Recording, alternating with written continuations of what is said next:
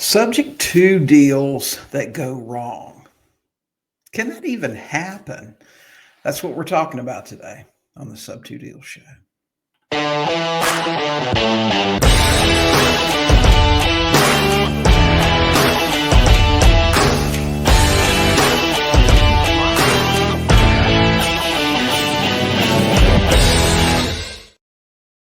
Hey, deed grabbers, welcome to this episode of the Sub 2 Deal Show, where we talk about all things subject to.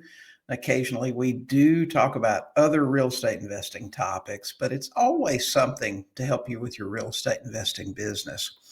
Guys, today we're going to talk about sub 2 deals that go wrong or go bad. Now, how in the world can that even happen? I mean, you're talking about a deal that is generally thought of or taught or presented as no money needed, no credit needed, um, no banks.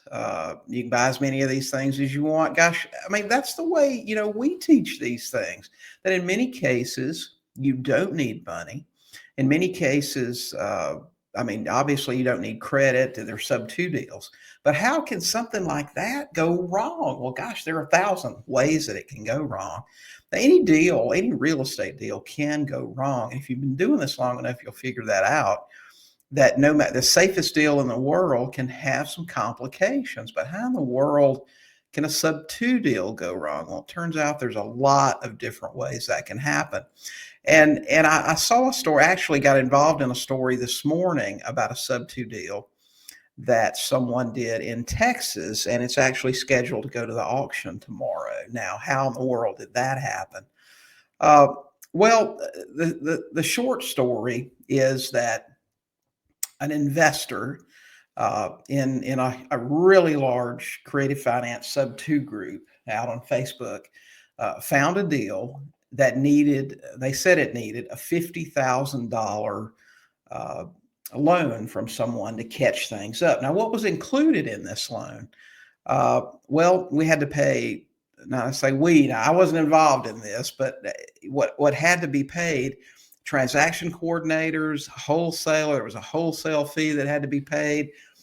Closing costs, arrears on the property, real estate agent fees. There are a lot of people getting paid in this, and this seems to be a trend right now. And I'm not going to go too much into exactly what it's called. I'm not here to specifically today to call anybody out on what they teach or anything else. You can probably figure it out.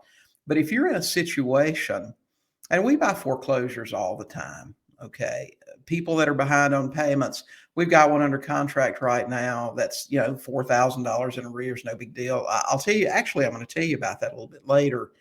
But this particular property had significant arrears, and it had a lot of people getting paid. Now, there's a trend right now where investors, as part of the you don't need any money to get these things done, they go out in search of another investor to fund all of these costs.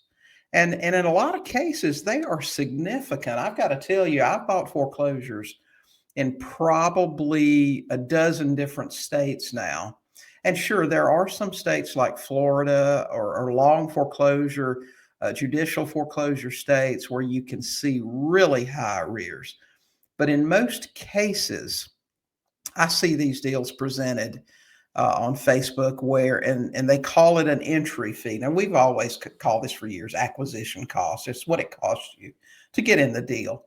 Entry fee is the term they like to use now, and they are astronomical. You can see, it's common to see a $300,000 house that has a $50,000 or $75,000 entry fee. And that's crazy. I see these things all the time. But that money goes toward, there's usually, like I said, a wholesaler or sometimes a real estate agent that's at the property listed, transaction coordinators. That's a popular thing to use. And I think we've talked about that already. Or transaction coordinators necessary. If you're an investor and you're relying on transaction coordinators to do a lot of this stuff for you, do you really think they're managing your business or running, evaluating? If you're counting on these guys to see problems and evaluate these deals for you, you're making a huge mistake. This particular one had the transaction coordinator signing for the buyer as a nominee, which I don't know if that's the common way that it's done. I've never used a transaction coordinator. We do our deals ourselves. So I don't know. I just know this thing is a total mess here. But what happened with this deal? The investor went out, said, "Hey, I need a $50,000 loan in second position to close this deal." Found a lender to give them $50,000, which is another obviously inexperienced investor that could get their hands on $50,000. They paid the buyer of the house $50,000, who paid these people theoretically, and never did a single thing with the house, pocketed the rest of the money and disappeared. Is that a common thing happening? I don't know. I don't operate in those circles. I can't say. But you look at this thing. So what do we have ultimately here? We've got a buyer investor that's gone. We've got a lender that was supposed to be in second position that's out $50,000. And I'm telling you, the chances of getting that money back are virtually zero, less than zero, probably. And then you've got a seller that's got a house that in a situation they thought was taken care of that is going to the auction tomorrow. It's going to wreck their credit and just, depending on their situation, I believe, in this story, the seller is in the military. If it's a VA loan, it could have further ramifications for them. So let's look at this thing. Gosh, what makes a sub-2 deal go wrong? I think it all starts if you're dealing with honest people. Now, was this buyer a scammer? The story says the buyer was a scammer. Is that the case? I don't know. If you look at their Facebook profile, and they were outed on this thing, they called them by name, and it's not a common name. It's easy to find them. Was the buyer a scammer? Well, it's hard to tell. You look at their Facebook profile, and it's covered with what is commonly considered these days to be signs of success. A lot of bling, a lot of fancy sports cars, a lot of that talk, hey, making money, Bob, making it right. I mean, a lot of that stuff. Is that really a sign of success? I'm going to tell you, and I don't know, according to our followers typically know this stuff. If you're new to our channel, you may not believe it. That is not a sign of success. You know what's a sign of success? A sign of success is people that do the things they want to do, that live a modest lifestyle for the most part, but they got cash in the bank. Okay. For me, a sign of success is just living the life you want to live. And, if you want to take a 3-month vacation, you do it. If you want to buy something, you do it. You go out, you just live that life. But anyway, I'm going down a rabbit trail here. What made this deal bad? Was it low equity? They don't really talk about what the property was worth or what the loan was on it. But the fact that this investor asked for $50,000 to pay all of these people, I'm guessing this was a low equity loan. Now, the story said that the investor, his exit plan was to use this house as a short-term rental. And that seems to be a fix-all for low equity, high payment in the marketplace today. Now, for me, the first test of whether a sub-2 deal is something that I'm going to pursue is, will it cash flow as a rental? That's not my number one exit plan. If you follow me, you know that we like to do seller financing. And that's what we do 90% of the time, unless we wholesale it or retail it and it has a lot of equity and we sell it on the MLS. But most of the time, it's going to be seller financing. Low equity, high payment deals, a lot of times in these groups are promoted as, hey, we'll do a short-term rental with it, then it'll cash flow. And that was supposed to be what this investor did. That is a mistake. If you don't have equity and you don't have a payment that'll allow you for cash flow, man, that is a hard no. It just doesn't work. Now, we'll buy low equity deals all day long. And that leads me back to the deal that I mentioned earlier. We've got one under contract right now that we'll close on in a couple of weeks. that doesn't have a ton of equity.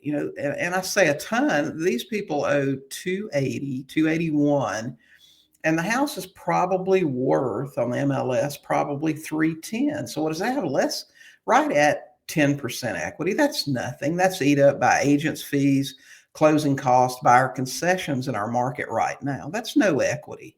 But what this house does have is excellent interest rate that'll allow $500-600 a month in cash flow as a rental.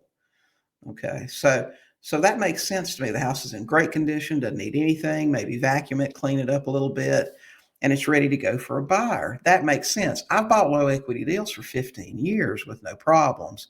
They will cash flow as a rental, worst case scenario. This house probably had low equity. It obviously had a payment that wouldn't allow to cash flow as a rental. It had a huge entry fee, if that's what you want to call it, to cover all those things, and had to be used as short-term rental to make money. Now, the story says that the buyer made no effort at all to turn this house into a short-term rental. Did they? Well, I don't know. Maybe they did and they just weren't successful. Maybe they found out after they bought it that the neighborhood or the city that they were in had a maximum number of short-term rentals. See, these are the things new people don't know until they try to do something. I'm giving the guy the benefit of the doubt, okay, that he wasn't a scammer. He just wasn't highly educated. Was his education the problem here, or was he a scammer? We don't know. What about the person that loaned him the money in this second position? And this person is now out $50,000, obviously on a deal that wouldn't make any sense, because the person that shared this story is a knowledgeable, successful investor who said they've tried to save the house and there's just no room to do it. So was it a deal that should have been done? Based on that, I would say no. And none of the things make sense about it. So that leads us toward the idea that maybe this initial buyer investor was a scammer. Maybe he took his money on the front end and is off doing another thing. We don't really know right now. What we do know is somebody's out $50,000 that they'll never get back. And a seller is losing a house tomorrow to the auction with all of the problems that come with that.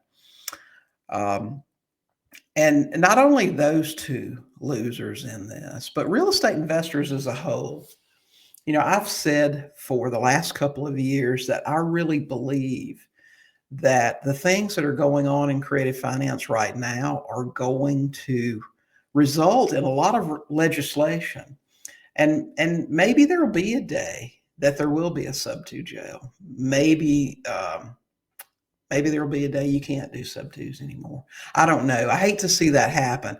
Sub-2s done properly help a lot of people. They allow investors to make money. They save sellers. They save buyers. Almost every house we buy from a seller saves a seller from a bad situation and makes someone else a homeowner that couldn't be a homeowner any other way. They've been turned down by banks or for some other reason.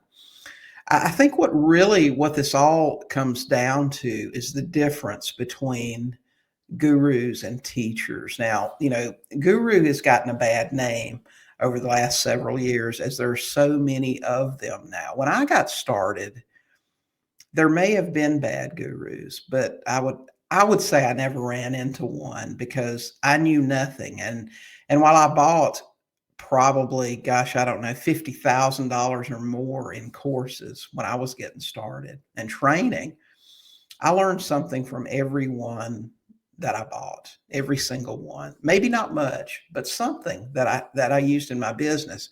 Today, there are a lot of scammer gurus. That's what I call them. They care more about selling courses than buying houses. A lot of them haven't bought a house. Now, who are the bad guys? Some of them we know who they are. Some we don't know.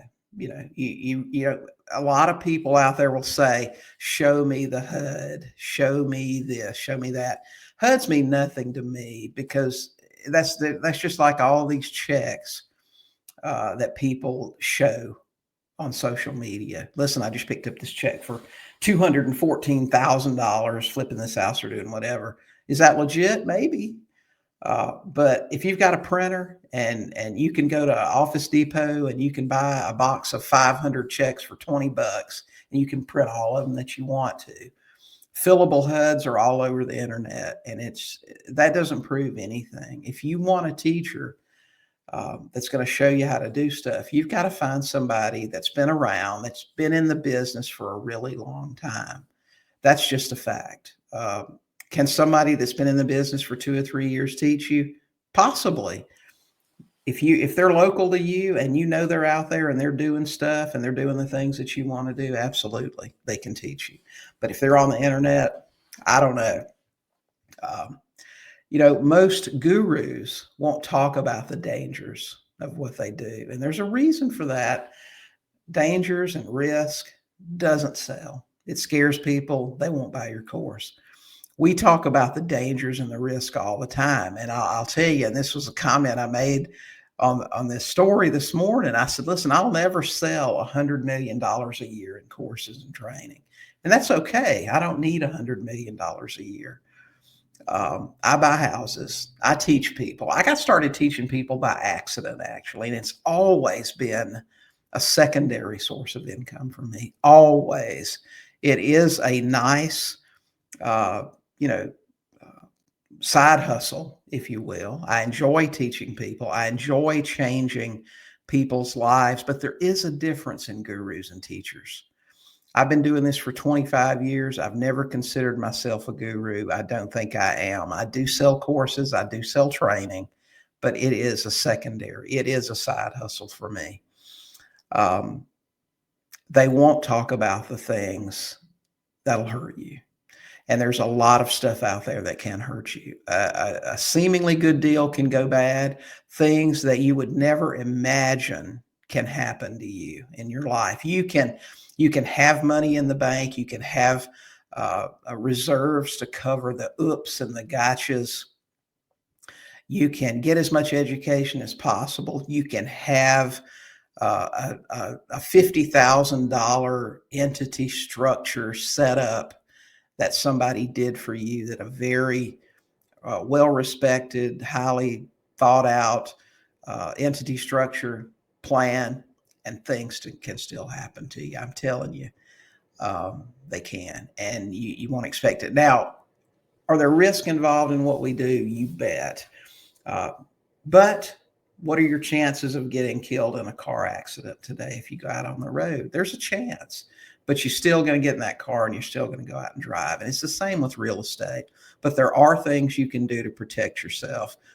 The biggest thing is to learn how to evaluate a deal. And if you are so new that you don't know how to properly evaluate a deal, then you need to have someone in your corner that can help you do that. Now, this is a podcast. This is for educational purposes. We train people each and every day. I'm not a big sales pitch guy, but I'll tell you, we have training that'll help you do that. We have coaching that'll help you do that. If you're interested, sub 2 max.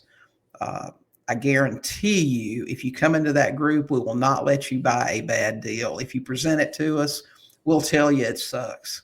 Or we'll tell you, go sign it up right now. And I do that for my students every single day. But don't get caught up in this stuff that sounds too good to be true, because I'm telling you, if it sounds too good to be true, the fact of the matter is, chances are it is not. There are risks to sub 2. There are a lot of risks. But proper evaluation of the deal is how you're going to protect yourself. And then there's some other things you can do as well. Having reserves is always the best business practice, and knowing the laws in your state. And if you don't know those, you need to. So find somebody local that can help you. Or, hey, check out Sub 2 Max. We can walk you through the process. But just be careful, guys. It is a minefield out there. There are a lot of great deals. There are a lot of people you can help. You can make a lot of money. You can change your life with real estate. But remember that real estate can also, if you're not careful, it can be dangerous for you. So anyway, hope that helps. Hope you guys are having a fantastic week.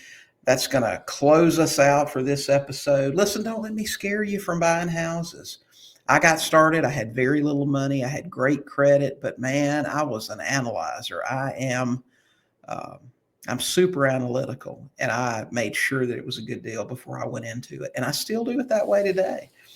In fact, my favorite word for my students is certainty. If I buy a house, you can be dang certain that I'm going to make money. And I want you to do that too.